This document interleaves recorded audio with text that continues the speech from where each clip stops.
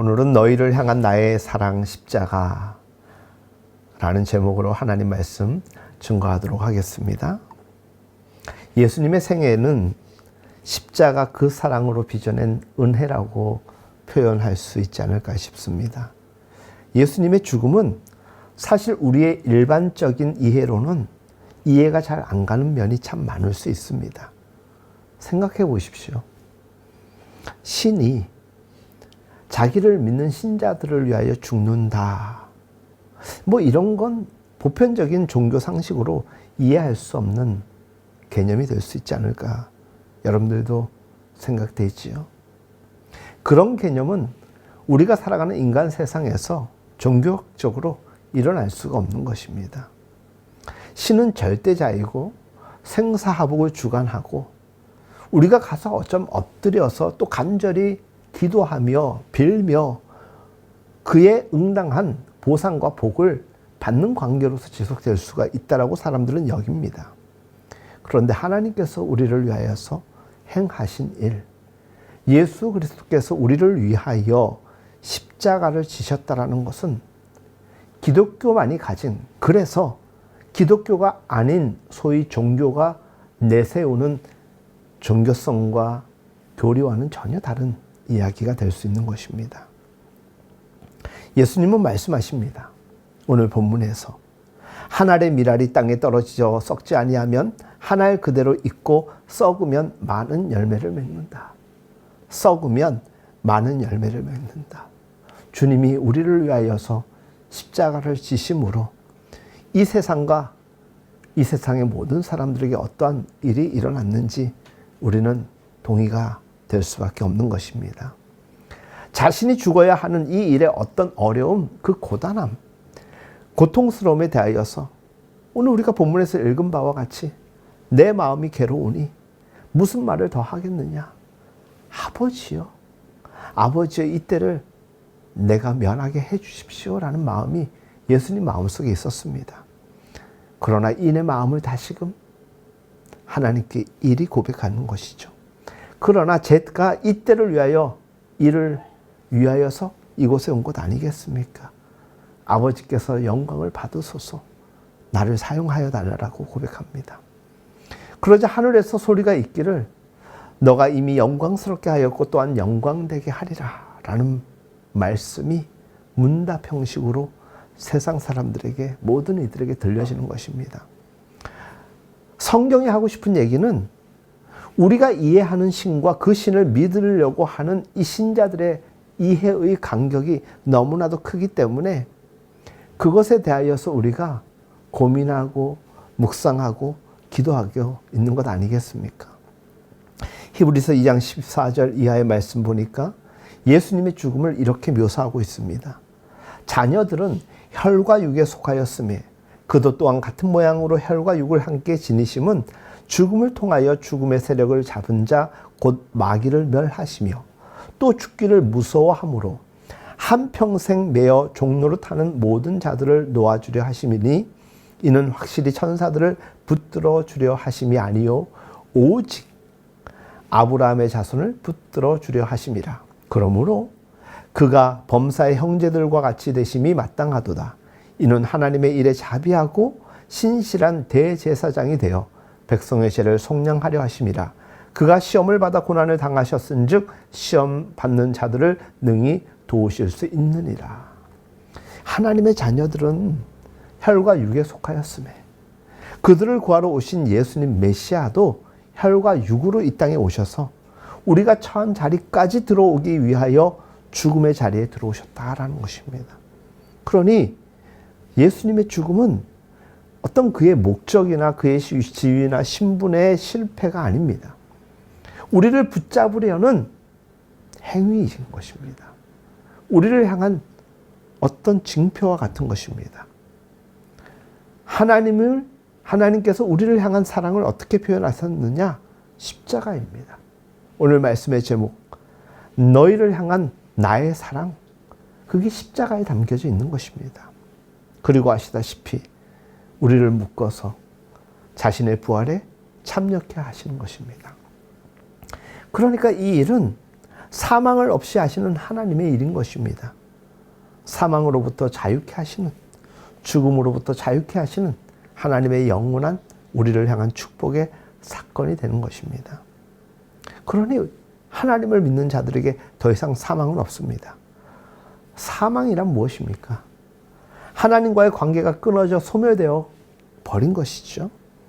그런데 예수님이 이 땅에 오셔서 사망의 자리에 들어오심으로 해결해 주시고 사망의 문제를 해결해 주셨습니다. 고린도전서 15장 말씀, 사망에 대하여서 어쩜 비꼬듯 이야기하는 아주 귀한 말씀이 담겨져 있습니다. 사망에 대하여 어떻게 표현하고 있느냐? 사망아, 너의 승리가 어디 있느냐? 사망아, 너가 쏘는 것이 어디 있느냐? 사망이 쏘는 것은 죄의 권능은 율법이라. 우리 주 예수 그리스도로 말미암아 우리에게 승리를 주시는 하나님께 감사하노니. 그러므로 내 사랑하는 형제들아, 견실하며 흔들리지 말며 항상 주에 더욱 힘쓰는 자들이 되라. 이는 너희 수고가 주 안에서 헛되지 않은 줄 알미라. 주를 위하여 힘쓰십시오. 주님께서 우리에게 주신 은혜가 너무나도 크기 때문에 우리의 수고는 마땅한 것입니다. 하지만 그 마땅한 수고마저도 하나님이 주시는 은혜와 평강, 기쁨으로 함께하기 때문에 우리는 지치지 아니하는 것이죠. 하나님께서 우리를 불러서 우리를 데려가시려고 하시는 자리는 어느 정도의 수준일까? 우리가 상상하는 권력자 앞에 보상을 위하여서 어떤 법과 원칙을 지켜서 상을 받고 만족감을 누리는 그 이상인 것입니다. 도덕과 윤리를 지킴으로 보상을 받는 문제, 그 정도가 아니라는 것입니다. 더 크고 놀라운 비밀이 여기에 담겨져 있는 것입니다. 그런데 사실 이것을 이해하고 그리 살아내는 것이 어렵습니다. 여러분들, 그냥 인간으로 사는 것도 쉽지가 않은데 그리스도인으로 사는 것은 얼마나 힘든지 모릅니다. 내가 하나님을 믿기 때문에 절제하고 포기하고 하지 말아야 될 것들, 심지어 해야 될 것들이 얼마나 많은지 모릅니다. 너 착하게 살아서 복 받을 거야 라는 이 정도의 개념이 아닌 것입니다. 착한 것은 사실 악하지 않게 사는 거에 불과한 것입니다. 잘못을 저지르지 않는 정도가 아니라 우리는 더 잘 살아내야 됩니다. 왜? 은혜를 받은 사람이고 사망의 문제, 죽음의 문제를 해결받은 하나님께 빚진 자이기 때문입니다. 하나님께서 우리에게 큰 은혜를 베풀어 주셨죠. 하나님은 우리를 뭘로 부르셨느냐? 너무나도 감사하게도 하나님은 우리를 자녀로 부르셨습니다. 여기서 하나님의 자녀라는 것은 우리 동양 개념에서의 대등할 수 없는 서열의 개념이 아닙니다. 히브리인들이 기록된 성경에 그들의 역사를 보면 그 사회의 문화에서 이 부자지간은 자녀와의 관계는 어쩜 대등한 신분 관계였던 것입니다. 그래서 하나님은 우리를 주종의 관계로 연결시키지 아니하시고 하나님은 우리를 자녀로 이야기하시는 겁니다. 우리에게 자신을 아버지라고 부르라고 하시는 것이죠. 그래서 우리가 놀랄 수밖에 없는 이 모든 일들이 우리에게 일어났으니 얼마나 큰 은혜입니까? 그래서 찬양 가사처럼 Amazing Grace, 놀라우신 하나님의 사랑이라는 것이에요. 하나님은 왜 우리를 위하여 그 아들을 보내셨나? 그 아들로 사망을 없애시며 사망까지 들어오셔서 우리를 불러내는 이유와 목적, 우리를 왜 하나님의 그 수준까지 우리를 이끌고 가시려고 하는가? 그거에 대한 거룩한 욕심이 우리에게 또한 있어야 할 것입니다. 그런데 그것은 우리에게 주신 은혜에 대한 깨달음에 비례하는 것입니다. 거기에 어떤 것이 꿈틀거리고 있느냐? 사랑인 거예요. 하나님이 우리에게 베풀어 주시는 사랑. 때로는 내가 사랑해서 사랑을 하는 것도 있지만은 누군가가 나를 너무나도 사랑하게 되면 처음엔 그 사람에 대한 사랑과 호감이 없었는데 어느 순간 그 사람을 너무나도 사랑하게 되고 좋아하게 됩니다. 우리 사람은 하나님을 모릅니다. 하나님의 마음을 잘 이해 못합니다. 아니, 알고 있어도 인정하지 않거나 받으려고만 할 때가 얼마나 많은지 모릅니다. 그런데도 하나님이 포기하지 아니하시고 우리에게 은혜를 베풀어 주셨습니다. 그 은혜를 다른 기독교적 표현으로 이야기하자면 사랑이라는 것입니다. 사랑은 단순히 착해서 내가 좋아서 하는 정도의 개념이 아닌 것입니다. 성경에서 말하는 사랑은 세상에서 말하는 그 사랑보다 훨씬 더 큰 개념이고 포괄적인 것입니다. 사랑은 그 무엇보다도 진지한 것입니다. 사랑은 그 어떤 것보다도 위대한 것입니다. 사랑은 그 무엇보다도 감격스러운 것입니다. 내가 사실 너 사랑해. 정말 사랑해. 말로만 만약에 이렇게 전달되었다면 그 사랑의 실효성은 누군가에게 느껴지지 않을 것입니다. 그런데 예수님은 하나님께서 어떻게 하셨느냐? 십자가 사건을 통하여 우리의 죄의 문제를 해결해 주시고 죽음과 사망의 문제를 영원으로 바꿔주셨습니다. 여기에 이 사랑이 조금 전에 말씀드렸던 진지하고 위대하고 그리고 감격스러움으로 우리에게 다가오는 것입니다. 그런데 하나님에 대한 우리의 공포가 또한 있습니다. 하나님이 우리에게 무엇을 요구하는가? 그래서 우리는 어떻게든지 도덕적으로 윤리적으로 잘 살아보려고 합니다.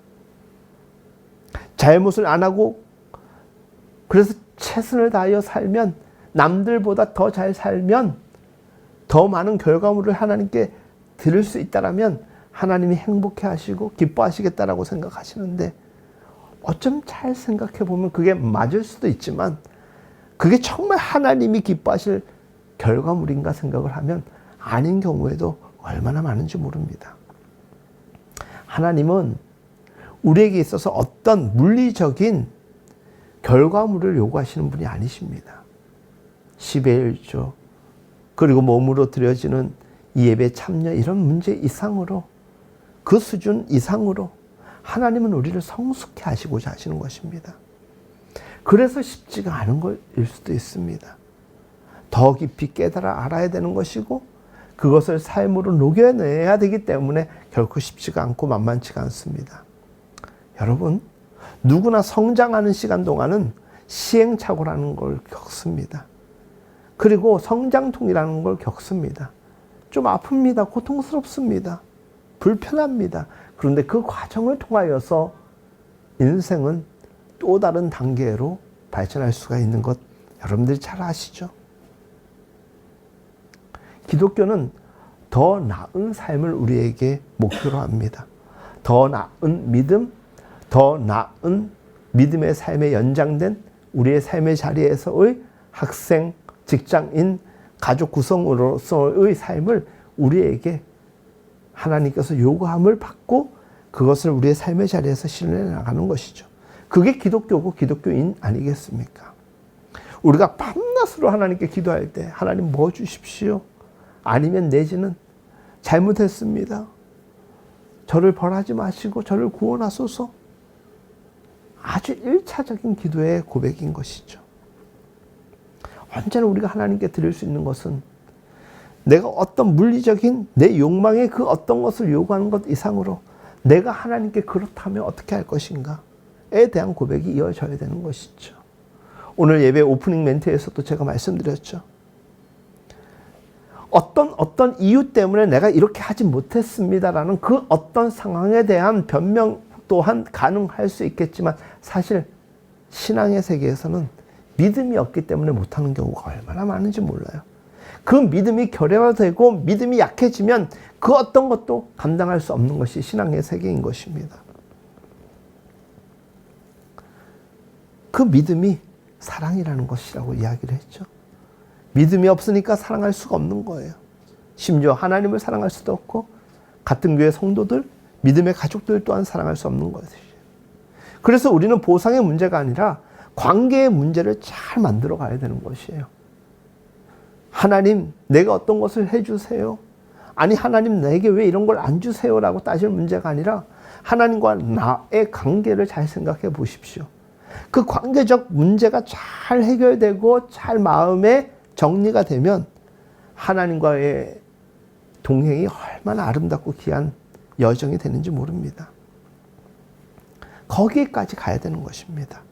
하나님이 우리에게 십자가 사건을 통하여서 우리를 이끌고 가려고 하는 자리가 어디냐?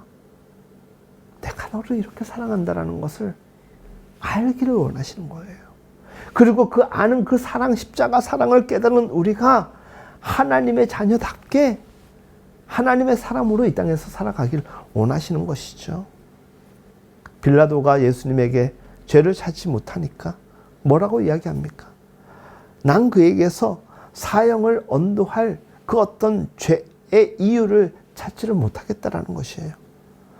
너희들이 정 원한다면 바라바를 이 추석 때 사면해 주마라고 이야기를 하죠.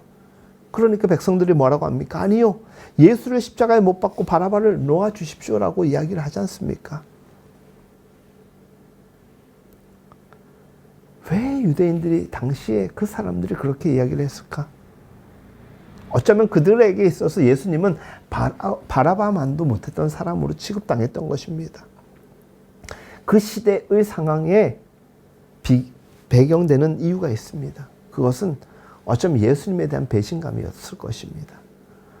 메시아인 줄 알았던 구원자가 이렇게 맥없이 붙잡혀서 수모를 당하고 있는 그 상황 속에서 차라리 죽어버려라. 우리를 기만하고 우리를 속였다라고 생각했던 것입니다. 깊은 배신감이죠. 조금 전에 말씀드린 것처럼 하나님을, 예수님을 보상의 대상으로 생각을 하면 이런 식으로밖에 가지 않는 거예요. 하나님, 내 인생을 왜 이렇게 자꾸 끌고 가십니까? 제가 기도한 거랑 전혀 다른 삶이지 않습니까? 내가 하나님의 자녀라면 내가 이렇게 살지 않게 하셨어야 되는 거 아니겠습니까? 따지고 싶은 게 사실 얼마나 많겠습니까? 사람의 욕심으로 비례한다면. 당시에 이스라엘 백성들, 유대인들은 하나님이 원하는 백성이 되기를 원하지 않고 자신들이 원하는 하나님만을 늘 강구했던 것이었습니다. 그러니 예수님에 대한 배신감, 예수님이 이렇게 하실 줄 알았는데, 메시아로 오실 예수님이 이렇게 역사할 줄 알았는데, 아니 뭐지? 저렇게 처참하게 죽어나가네? 이게 무엇입니까? 하나님과의 관계가 잘못되었기 때문에, 하나님을 보는 스펙트럼이, 믿음의 스펙트럼이, 시야가 잘못됐기 때문에 그런 나락의 상황으로 밖에 갈 수가 없었던 것입니다. 우리가 예수님을 믿으면서, 믿음 생활을 하면서 가장 큰 체념이 무엇입니까? 아니, 신앙생활 하면은 인생이 덜 고달플 줄 알았는데 왜 이렇게 힘들까? 왜 여전히 나는 이렇게 인생이 고달플까 하는 그런 생각이 우리를 잘 체념하게 할 때가 있지 않습니까? 그런데 어쩌면 하나님은 우리를 거기로 보내신 것입니다. 그래, 힘들어. 어려워. 그래서 내가 너희들을 구원하고자 한 것이야. 내가 너희들을 이끌어 주는 거야. 너 홀로 살아갈 수가 없어. 그럼 우린 또 욕심내어서, 그럼 하나님이 동행하시면 좀 편해져야 되는 거 아닙니까? 내가 너와 함께 함 그 자체로 내 인생에 얼마나 많은 궁극적 문제가 해결됐는지 너 모르니? 죄의 문제, 죽음의 문제, 평안의 문제, 결코 인간이 해결할 수 없는 문제 아닙니까? 근데 하나님이 하나님 되심으로, 예수님이 그리 행하심으로 우리에게 주신 일들을 생각하면, 내가 이 땅에서 힘들고 어려운 건 당연한데 그 힘들고 어려운 삶을 하나님이 함께 하시기 때문에 내가 그나마 이렇게 살 수 있고 영원한 하나님의 나라를 소망할 수 있겠구나라는 것을 알게 하시려고. 어쩜 그 이유를 더 분명히 알게 하기 위해서라도 우리에게 어쩌면 하나님이 마음 아프시겠지만 우리를 그 자리에 그냥 마치 방치한 것처럼 우리가 여길 수 있음에, 하나님은 방치하신 게 아니라 그 자리에서조차도 우리와 함께 신음하고 있고 아파하고 있는 것입니다. 우리 사람들은 그걸 잘 모르는지, 아님 모른 척하며 살아갈 때가 얼마나 많은지 모릅니다. 예수님은 우리를 위하여서 늘 선언하시는 거예요. 내가 너희를 위하여 죽었다라는 것입니다. 얼마나 큰 은혜인지 모릅니다. 이 세상은 이해관계의 세상이고 힘의 논리가 지배하는 세상이라는 거 여러분들이 잘 아시죠? 아시다시피 얕보이면은 밟힙니다. 어떻게든지 그래서 사람들은 경쟁에서 이기려고 합니다. 수단과 방법을 가리지 않습니다. 승자만이 독식되는 세상으로 여기기 때문입니다. 기독교인들도 앉으려고 얼마나 바둥바둥거리는지 모릅니다. 어떻게든지 내 소유를 확장하기 위해서 남의 것을 빼앗아야 된다는 것을 정당화시키는 우리의 표현과 방식이 많은지 모릅니다. 그런데 그렇지 않으면 빼앗긴다라는 위기감마저도 들다 보니 한편으로는 이해가 되는데 그렇게 살아가는 것이 우리의 생존 방식은 아니지 않습니까? 이 현실 속에 하나님이 얼마든지 나에게 함께 하셔서 주시는 은혜와 복이 있다라는 것을 우리가 이제 점점 알아가기 때문에 그것이 우리를 성숙해 하시는 것이라는 것을 알기 때문에 우리는 그 어쩌면은 인생의 밸런스 게임에서 고민하지만 선택하게 되는 것이에요. 하나님은 우리에게 내가 너희에게 주고자 하는 것은 너희들이 바라는 그 어떤 것과도 비교할 수 없는 그런 것을 내게 주겠다라는 것이죠. 그게 영혼의 문제, 그게 평안의 문제, 그게 우리의 고통의 문제라는 것이에요. 나는 너를 사랑한다라는 것이에요.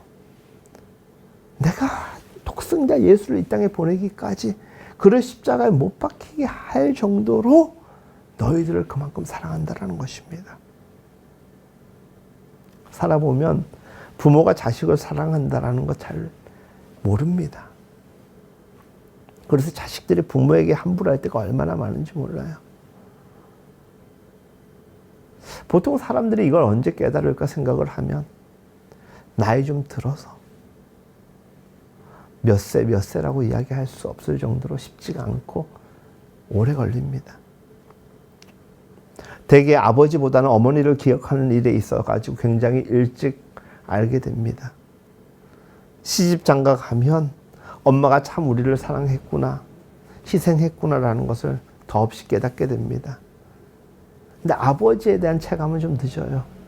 왜? 아버지들은 대개 우리의 성장 과정 속에서 직장에 다니시면서 가정보다는 직장에서의 삶의 시간이 더 많다 보니까 아버지라는 이름으로 한국 사회에서 살아온 지난 세대들의 그 아버지들을 되게 보면은 그들은 사회에서 충성하고 직장에서 충성한 것 같지만은 결국 그것이 가정을 위한 충성이었던 것이에요.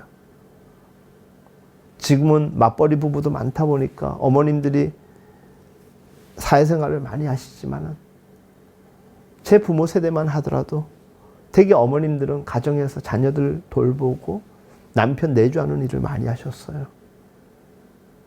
더 많은 시간을 부모와 함께하고 싶지만 여건상 자녀들은 어머니와 많이 함께했어요. 그러니까 어머니에 대한 사랑이 많이 있고 깨닫게 되더라도 아버지에 대한 것보다는 어머니에 대한 사랑을 쉽게 깨닫고 빨리 깨닫게 되고 그래서 더 감사하는 경우도 많은데 그런 면에서 아버지들은 좀 오래 걸립니다. 심지어는 아버지가 죽고 난 다음에 그 사랑을 깨닫는 사람이 얼마나 많은지 몰라요. 아버지도 정말 힘드셨겠구나. 아빠도 얼마나 많이 고생을 했는지 내가 이제서야 깨닫게 되구나. 그래서 죽어 나중에 사랑합니다라고 고백하는 이들이 얼마나 많은지 모릅니다.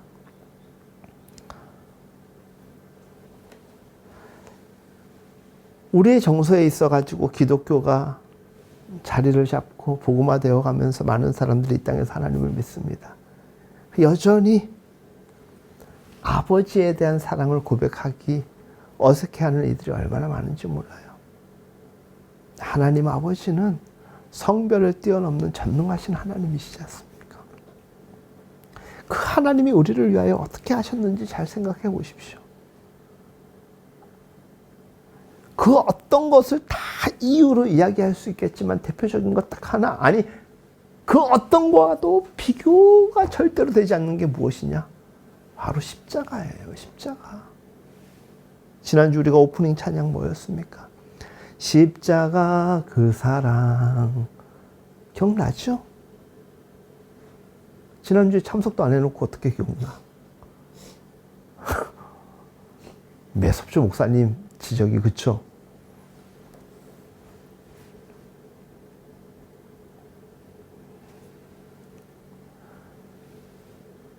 우리의 신앙이 약해지고 하나님께 집중 못하고 하나님을 떠나면 십자가에서 멀어지는 거예요.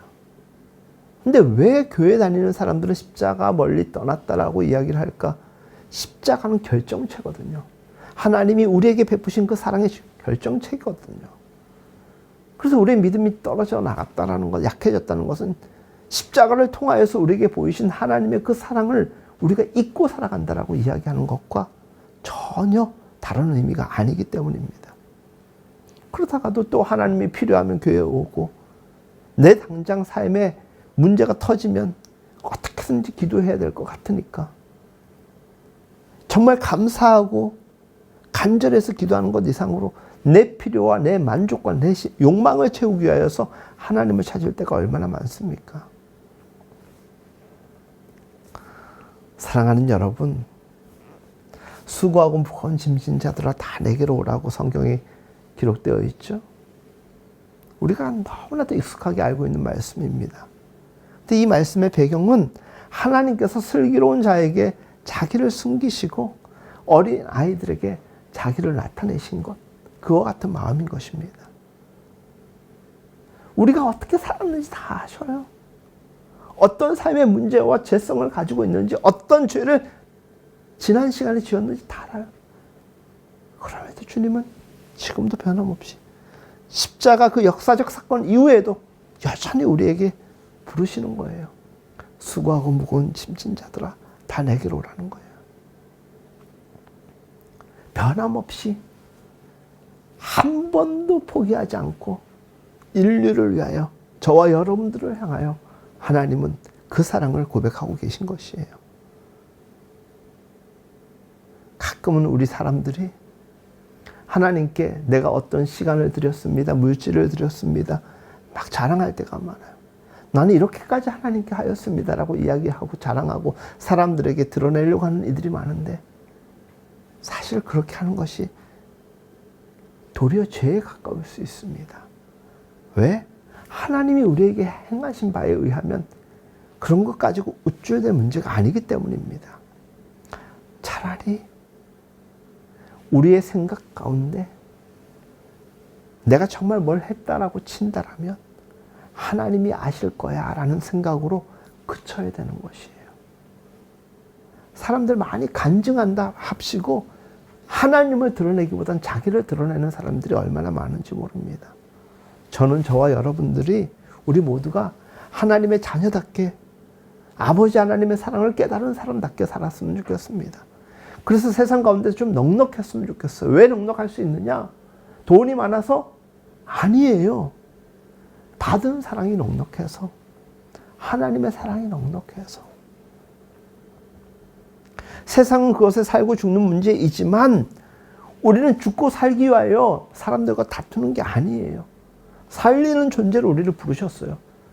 죄 많은 우리들을 주님께서 십자가를 통하여서 구원하시고 하나님께서 임마누엘의 사랑으로 지금도 함께 하듯이 어떻게든지 우리를 가장 귀하고 보배로운 것으로 채워주시기 위하여 일하듯이 우리 또한 하나님을 위하여 세상을 위하여 그렇게 살아야 되는 거예요. 피 터지게 싸우는 것이 기독교인들의 삶의 방식이 아닙니다. 그러기 위해서는 자존감이 좀 올라가야 되겠죠. 자존감이 높지 않으면은 사실 그렇게 살아낼 수가 없어요. 우리의 자존감은 어디 있느냐? 너희를 향한 나의 사랑, 십자가에 있는 것이에요. 내가 무엇이라고 주님께서 나를 위하여 십자가를 지시기까지 사랑해 주셨을까? 통틀어가지고 우리 모두라는 이름으로 십자가를 지셨다라고 이야기하지만 나 한 사람 한 사람을 위하여 예수님이 그렇게 행하신 것입니다.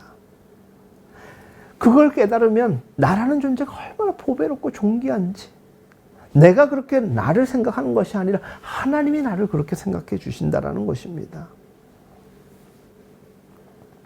속 좁은 사람들, 누가 나를 보고 웃으면은 어떻게 생각하냐? 너 왜 나를 비웃냐고 분노하기 바쁩니다.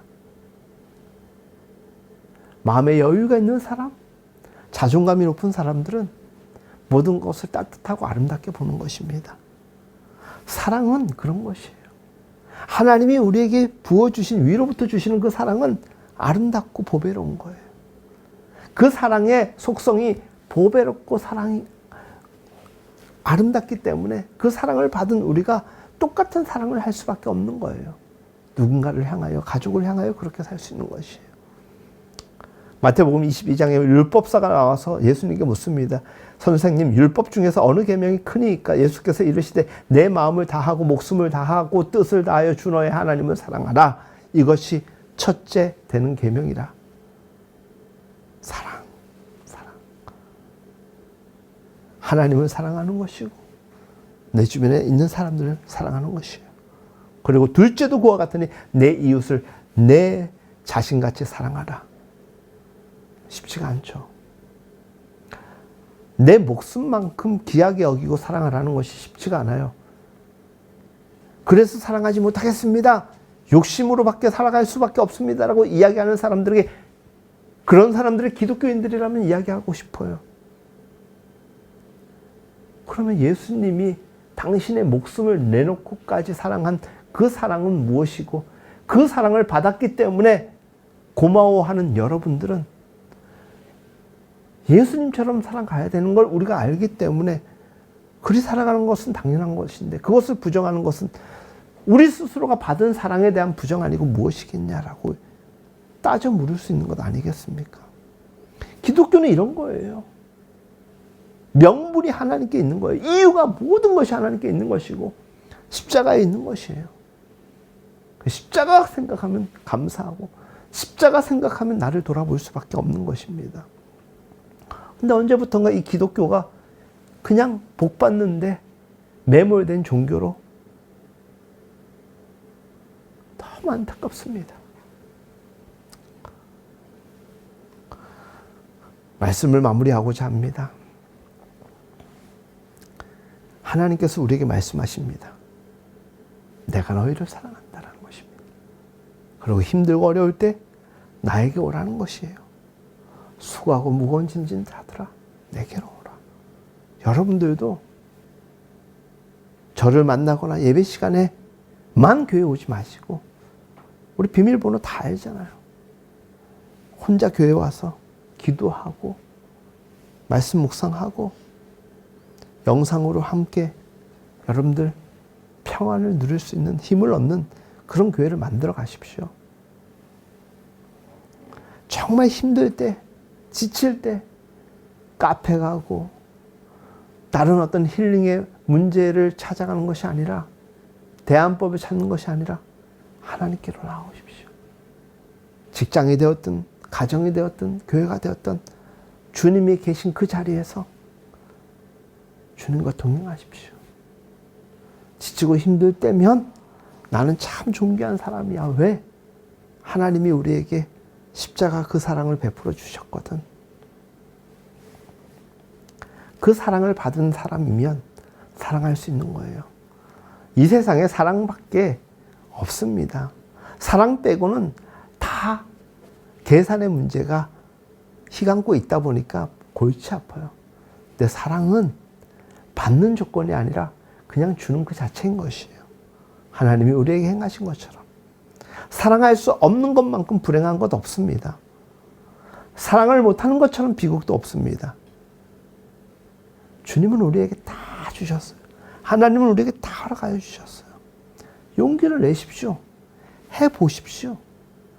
하나님께서 우리를 통하여서 그 사랑의 놀라운 계산법으로 아름다운 결과물을 보여주실 것입니다. 우리가 하나님의 사랑을 아는 자가 되었으면 좋겠습니다. 오늘 예배를 시작하면서 사순절 관련된 말씀을 드렸죠. 사순절은 하나님에 대하여, 예수님에 대하여, 하나님이, 예수님이 우리를 향하여 하신 일들에 대하여 다시금 생각하는 시간입니다.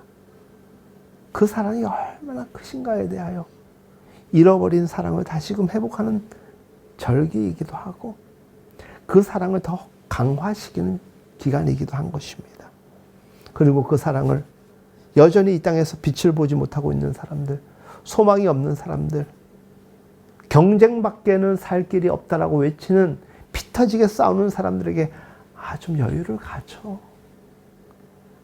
우리 다 사랑해야 될 사람인데 누구 밟고 올라가서 뭔 의미가 있고 내가 다 차지해서 뭔 의미가 있어라고 이야기할 수 있는, 이건 돈을 많이 가진 사람이 이야기할 수 있는 게 아니라 넉넉한 하나님의 사랑을 입은 자가 이야기할 수 있는 것입니다. 그리고 우리는 이것을 자랑하는 거예요. 너희는 하나님으로부터 나서 그리스도 예수 안에 있고 예수는 하나님으로부터 나와서 우리에게 지혜와 의로움과 거룩함과 구원함이 되셨으니 기록된 바 자랑하는 자는 주 안에서 자랑하라. 그러니까 우리가 자랑해야 될 게 뭐예요? 십자가예요. 십자가. 나는 하나님의 사랑을 받은 사람이야. 뭘로 증명? 십자가가 증명하고 있는 것이에요. 주 안에서의 자랑은 무엇이냐? 십자가라는 거예요. 십자가 그 사랑 때문에 우리는 기꺼이 사랑할 수 있는 것이고 헌신할 수 있는 것입니다. 사랑하는 여러분, 여러분의 삶이 그 십자가로 말미암는 놀라운 사랑의 터가 되었으면 좋겠습니다. 사랑하십시오. 사랑하십시오. 하나님이 우리를 위하여, 예수님을 우리를 위하여 사랑하신 것처럼 그 사랑을 받은 자라면 그 사랑을 세상 가운데서 흘려보내십시오. 그와 같은 존재는 하나님이 더 큰 사랑으로 충만케 하실 것입니다.